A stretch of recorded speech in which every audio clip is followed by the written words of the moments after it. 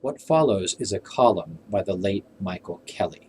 Kelly was a columnist for the Washington Post and the editor of the Atlantic Monthly magazine. He was killed in 2003 while covering the war in Iraq. This column was published in December 2001, and in it, Kelly gives his response to a Yale undergraduate who had previously published a column on the issue of moral relativism and the difficulty of making moral judgments, especially about terrorism. As you listen or read Kelly's column, please keep in mind these questions and be prepared to answer them the next time we meet. First, is Kelly's dispute with the student a substantive dispute or merely a verbal dispute?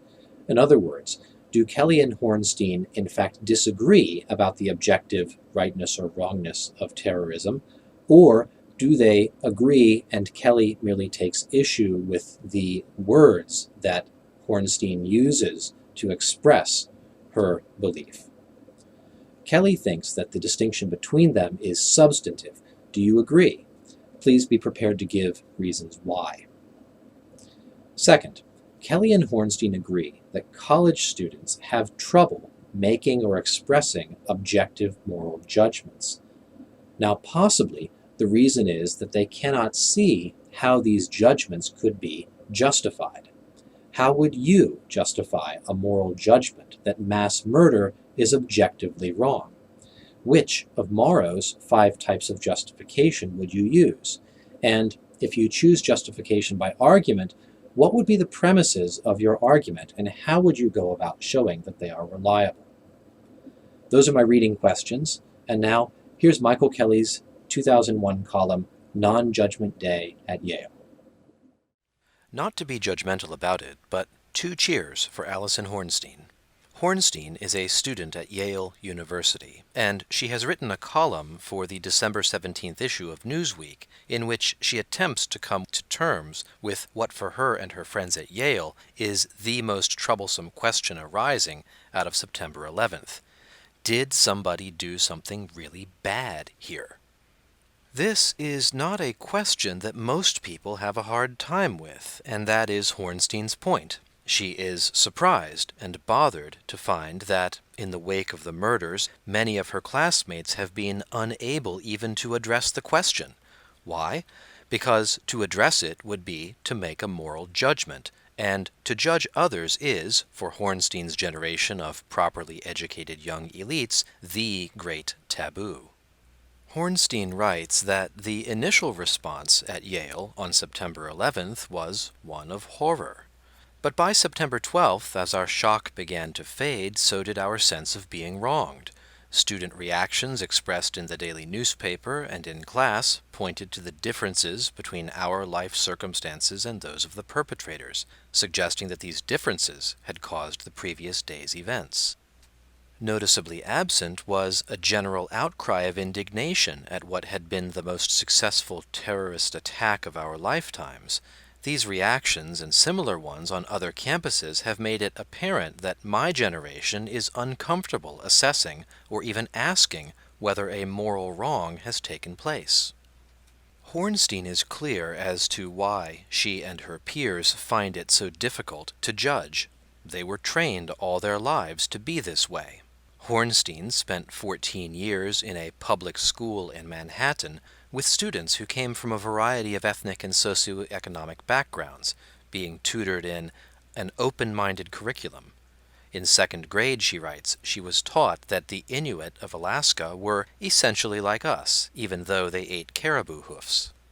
In 3rd grade, a teacher instructed the class in a parable of violence, one boy kicking another, the moral of which was that the kicker had feelings that sometimes led him to do mean things. In high school, Hornstein and her fellow students agreed that, although they personally found the practice of female genital mutilation to be abhorrent, they must accept it as part of the culture of other societies. At some point soon after September 11th, listening to Yale students and professors offer rationalizations for the mass murders, poverty in the Middle East, U.S. foreign policy, etc., Hornstein had an epiphany. Some things were just wrong.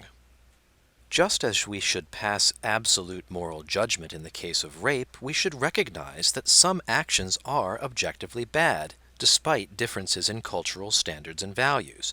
To me, hijacking planes and killing thousands of civilians falls into this category. Hurrah! A breakthrough! A moral judgment! Yes, Ms. Hornstein, murdering thousands of people, in fact, is bad. But wait, a lifetime of instruction is not sloughed off quite so easily as all that. Hornstein's bold moral judgment is not quite so bold as all that. Look at her conclusion again. To me, it begins. To me. Hijacking planes and killing thousands is not objectively bad after all. It is objectively bad only in Hornstein's opinion. Indeed, she rushes to reassure on this point. Others may disagree. Others may disagree. And she adds, it is less important to me where people choose to draw the line than it is that they are willing to draw it at all. Oh dear. It is astonishing, really. Here you have an obviously smart, obviously moral person trying nobly and painfully to think her way out of the intellectual and moral cul-de-sac in which the addled miseducation of her life has placed her, and she cannot in the end bear to do it. She cannot judge. Miss Hornstein, push on. Go the last mile. Go out on the limb of judgment. Mass murder is indeed objectively bad, and not just in your opinion. Others may disagree, but they are wrong. Indeed, they are, shut the door for this part lest the hall monitors catch us, morally wrong.